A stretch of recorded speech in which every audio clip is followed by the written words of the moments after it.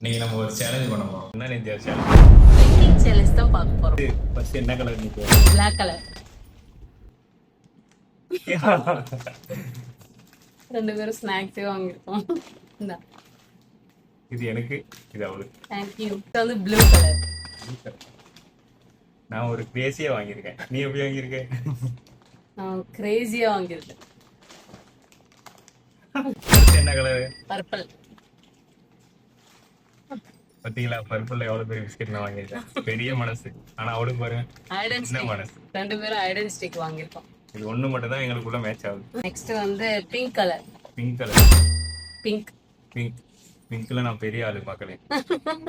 பாத்தீங்களா, வாசனையா இருக்கணும்ட்டு வாங்கி. சோப்பு டப்பா. பவுடர் டப்பா. அடுத்து வந்து எல்லோ கலர். அடுத்து எல்லோ கலர்.